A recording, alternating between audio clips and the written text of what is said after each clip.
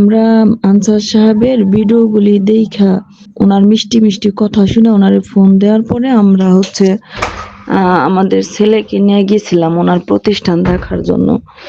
তো দেখার আগে আর কি, যাওয়ার আগে উনি বললো কি যে আগে টাকা দিতে হবে, তাড়াতাড়ি টাকা দেন, পরে সিরিয়াল পাবেন না।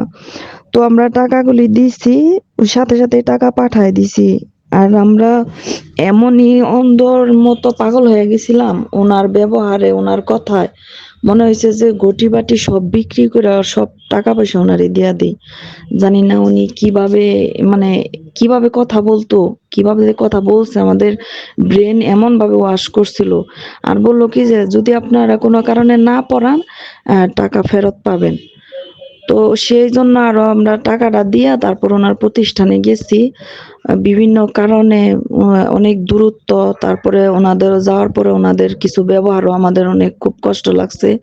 ওনাদের ব্যবহার এত কষ্ট লাগছে যার কারণে পরে আমরা চিন্তা ভাবনা করছি যে এখন পড়াবো না। পরে বাসায় চলে আসছি, আসার পরে বলছি যে খুব নরম সুরে বলছি যে হুজুর, আনসার ভাই আমাদের টাকাগুলি দেয়া দেন, আমরা খুব বিপদে আছি, আমরা এখন পড়াবো না, সামনে হয়তো বা ইনশাল্লাহ আপনার সাথে যোগাযোগ করব।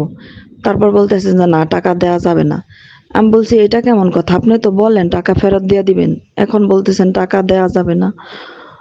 তো আরো তো আমরা এরকম দুই একটা প্রতিষ্ঠানে যদিও 2-1 হাজার টাকায় ভর্তি করতে চাইছি, পরে প্রতিষ্ঠান ভালো লাগে নাই, ওনারা টাকা ফেরত দিয়ে দিচ্ছে।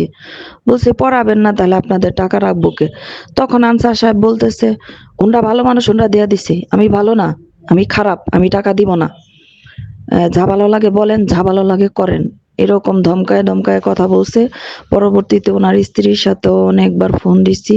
ফার্স্টে ফোন রিসিভ করছে, পরে আর ফোন ওনার ওয়াইফও ফোন রিসিভ করে না, উনিও ফোন রিসিভ করে না। পরে অনেক কান্নাকাটি করে বয়স দিছি, অনেকগুলি বয়স দিছি, কিন্তু কোনো কাজ হয় নাই। তো তারপরে শুধু আল্লাহর কাছে কান্নাকাটি করতেছি এই পর্যন্ত। জায়নামাজে বইসা শুধু আল্লাহর কাছে কান্না করতেছি বারবার যে আমাদের 40,000 টাকা আল্লাহ তুমি ফেরত দিলে কেউ এই টাকা ধরে রাখতে পারবে না, আমাদের হক হালালির টাকা। এখন আল্লাহর ফায়সালার দিকে তাকায় আছি। আমরা কিন্তু এমনিতেই অসহায়, আমাদের প্রতি যদি টাকাটা না দেওয়া হয় তাহলে জুলুম করা হবে। আর এই বিচার আল্লাহ দুনিয়াতেও করবেন, পরকালেও করবেন। প্রত্যেকটা জুলুমকারীর বিচার 2বার করা হয়। স্যারকে বলেন টাকাটা যেন আমাদেরকে ফেরত দেয়া দেয়। আমার পরিবার এখন পুরো বিষাক্ত হয়ে গেছে, সবাই আমরা খুব কষ্টে আছি, আমাদের সবার খুব মন খারাপ, সবাই মানসিকভাবে আমরা অসুস্থ হয়ে গেছি। আমার হাজবেন্ড, আমার পরিবারের গার্জিয়ান, তার দিকে তাকায় আমরা হাসি, তার দিকে তাকায় আমরা কান্না করি। পৃথিবীতে আমাদের ছোট্ট একটা ঠাঁই, ভাড়া বাসা। স্যারকে বলেন আমাদেরকে টাকাটা যেন ফেরত দিয়ে দেয়। আমরা অনেক কষ্ট করে চাপায়া, তারপরে আমরা অনেক কষ্ট করে চাইছিলাম ছেলেটারে পড়াবো। আল্লাহ দয়া করছে, আপনার স্বামীর হাত থেকে আমাদেরকে অল্পতে রক্ষা করছে। দয়া করে টাকাটা ফেরত দিতে বলেন, নতবা এই যে চোখের পানি, জায়নামাজে বৈশা বৈশা চোখের পানি ফেলতেছি, এটা আল্লাহ সহ্য করবে না। আমি আমার সন্তানরা যেমন কষ্ট পাইতেছি, ঠিক আপনি আপনার সন্তানরাও সেইভাবে কষ্ট পাইবেন। দয়া করে খুব তাড়াতাড়ি টাকাটা দিয়ে আমাদেরকে মুক্ত করেন এই বিপদ থেকে। আল্লাহর দোহাই দিয়ে বলতেছি, স্যারকে বলেন আল্লাহর দিকে তাকায়, মাটির দিকে তাকায়, দয়া করে যেন টাকাটা ফেরত দেয়।